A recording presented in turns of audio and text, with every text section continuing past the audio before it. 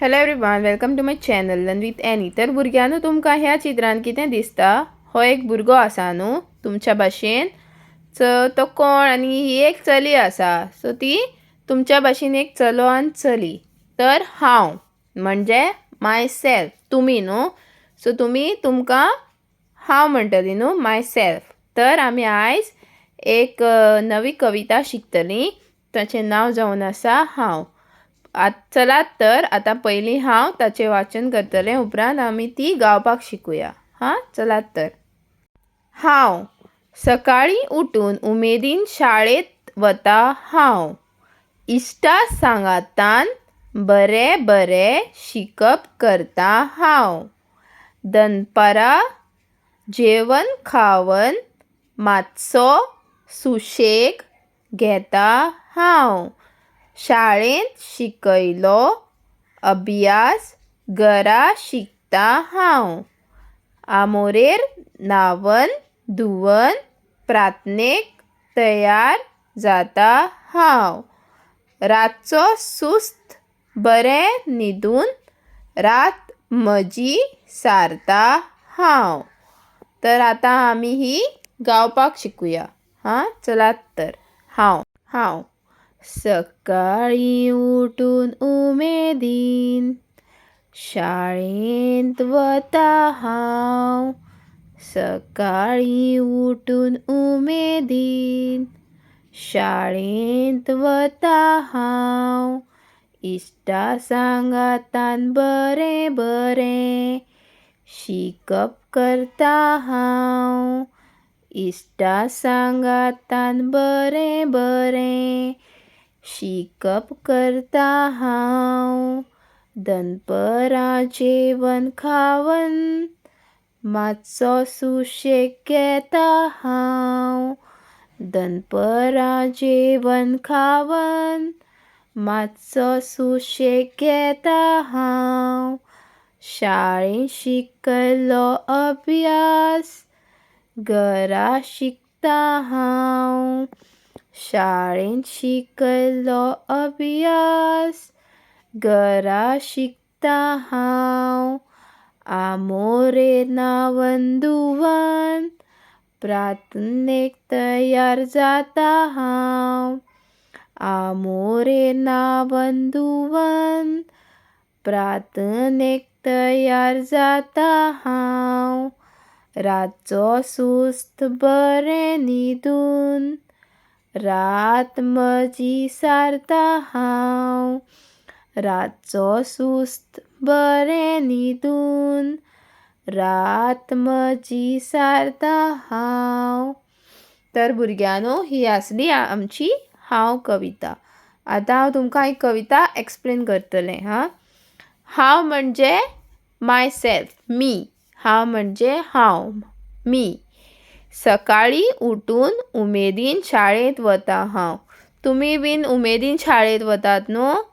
तसोच ह्या कवितेंत हो भुरगो सकाळीं म्हळ्यार मॉर्निंग उठून उमेदीन हॅपिली तो शाळेंत म्हणजे स्कुलाक वता. जशें तुमी वता तशें तो वता. इश्टा सांगातान बरें बरें शिकप करता हांव. तुमी बी करतात न्हू शाळेंत. तुमचे इश्ट आसात न्हू. इश्ट म्हणजे कोण? फ्रेंड. तुमच्या फ्रेंडा बरोबर सांगातान बरोबर mince together with your friend you study न्हू, यू लर्न न्हू. इश्टा सांगातान तुमी बरें बरें शिकप करता न्हू. बरें बरें mince good. Okay, which is riot, good. दनपरां जेवण खावन मातसो सुशेग घेता हांव. दनपरां तुमी स्कुलासून येवन कितें करतात? जेवतात न्हू. जेवण खातात. जेवण खावन म्हणजे you all are having your food न्हू. After that you all take some rest न्हू. तुमी मातसो सुशेग घेतात न्हू. सुशेग म्हणजे रेस्ट. तशेंच त्या कवितेन तो भुरगो दनपारचें जेवण खावन मातसो सुशेग घेता. सुशेग म्हणजे रेस्ट घेता. शाळेंत शिकयलो अभ्यास घरा शिकता हांव. तुमी बी शाळेंत तुमकां स्कुलान जें शिकयतात तें तुमी घरा वचून शिकतात. परत रिवायज करतात न्हू. होमवर्क दिता तें करता. तसोच तो भुरगोय करता. शाळेंत जें ताका शिकयतात, जो अभ्यास, जें लेसन्स, जें होमवर्क ताका दितात, तो तें घरा येवन शिकता स्टडी करता. आमोरेर नावन धुवन प्रार्थनेक तयार जाता हांव. आमोरेर म्हणजे सांजचें तुमी न्हाता न्हू, you all are having bath in the evening न्हू बिफोर द प्रेयर. सो तसोच तो भुरगो आमोरेर नावन धुवन प्रार्थनेक म्हणजे to do the prayer means प्रार्थना म्हणजे प्रेयर. सो ते प्रेयर करपाक तो नावन धुवन तयार जाता. ही becomes ready bye having bath. For what? For prayer प्रार्थनेक तो तयार जाता. रातचो सुस्त बरें न्हिदून रात म्हजी सारता हांव. रातचें कितें करता आमी? न्हिदपाक वतात न्हू जेवून बीन. सो रातचो तो सुस्त मिन्स आरामसे सुस्त बरोच पीसफुली तो न्हिदता. न्हिदप म्हणजे स्लीप न्हिदप टू स्लीप. रात म्हजी सारता हांव. रातचो पीसफुली न्हिदता आनी अशीच म्हजी रात सारता हांव. सो रातचो सुस्त पीसफुली न्हिदोन तो आपली रात आपली नायट तो एंड करता, सारता. सुस्त न्हिदता पीसफुली न्हिदून तो रातचो सुस्त बरें न्हिदून रात म्हजी सारता हांव. तर ही आसली आमची कविता हांव. आतां फुडें पळोवया. उलोवपा खातीर तुमी सकाळ ते सांज कितें कितें करतात तें सांगात. सो तुमी फ्रॉम मॉर्निंग टी इवनिंग कितें कितें करतात तें सांगपाक जाय भुरग्यांनो. तुमी सकाळचे उठून कितें करतात? उठतात, ब्रश करतात, मागीर प्रेयर करतात, तुमचो ब्रेकफास्ट करतात, मागीर तुमी न्हेसतात आनी खंय वतात? युनिफॉर्म घालतात आनी शाळेंत वतात. उपरांत स्कुलान तुमी शिकतात. स्कुलांतल्यान येवन तुमी घरा दनपारची जेवतात. उपरांत तुमी तुमचो अभ्यास करतात. मागीर सांजचे मातशें TV पळयतात नाजाल्यार भायर खेळपाक वतात न्हू. अशें करतात न्हू तुमी? हय. तर आतां दुसरो प्रश्न पळोवया. हांव हे कवितेन हांव कितें करता? सो त्या कवितेन तो भुरगो कितें करता? सकाळचो उठून खंय वता? शाळेक वता. शाळेक वचून इश्टा सांगाता, अभ्यास करता.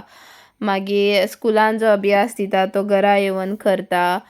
दनपारचो घरा येवन जेवता, खाता आनी मातसो सुशेग घेता. उपरांत कितें करता तो?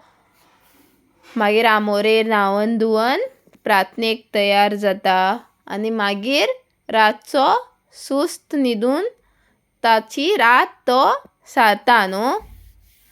चल आतां तिसरो प्रश्न पळोवया. तुमी केन्ना सपनां पळयल्यात?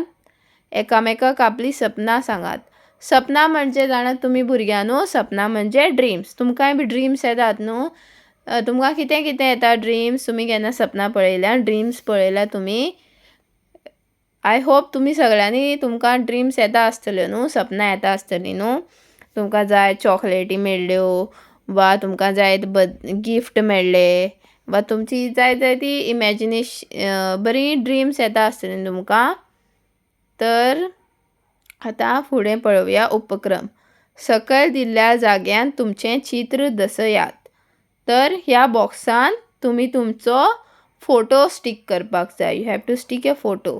तुमी तुमचो बारीकसो ल्हानसो फोटो ह्या बॉक्सान स्टीक करपाचो. ओके. कृती 1. वर्गांत प्रार्थना म्हणूंक लावप. उतरां पेटूल. सुशेग. सुशेग मिनींग रेस्ट.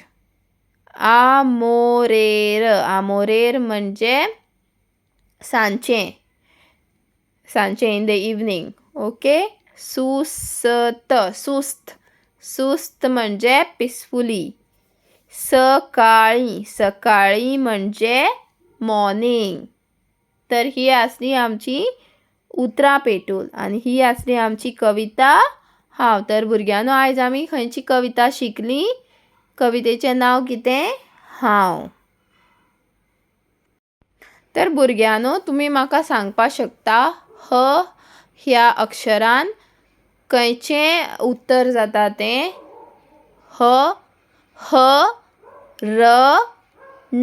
हरण. आनी हेज्यान कसलें जाता? कप. आनी ह्या अक्षरान कसलें शब्द जाता? कसलें उत्तर जाता?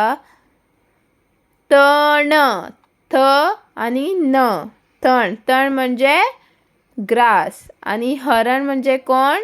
डियर. आणि कप म्हणजे जे आम्ही चा पिता न्हू ते च्याचे कप तुम्ही पळयला न्हू ते कप. ओके. तर भुरग्यांनो, ही आसली आमची कविता. आय होप तुमकां ही कविता समजली आसतली आनी म्हजो हो व्हिडिओ आवडलो आसतलो. समज तुमकां हो व्हिडिओ आवडलो जाल्यार म्हज्या व्हिडिओक लायक, कमेंट, शेअर आनी म्हज्या चॅनलाक सबस्क्रायब करपाक विसर नाकात. हेच्या फुडें तुमकां आनी खूब बरे व्हिडिओ येतले. ताका लागून प्लीज म्हज्या चॅनलाक सबस्क्रायब करात. मोग आसूं. थँक्यू.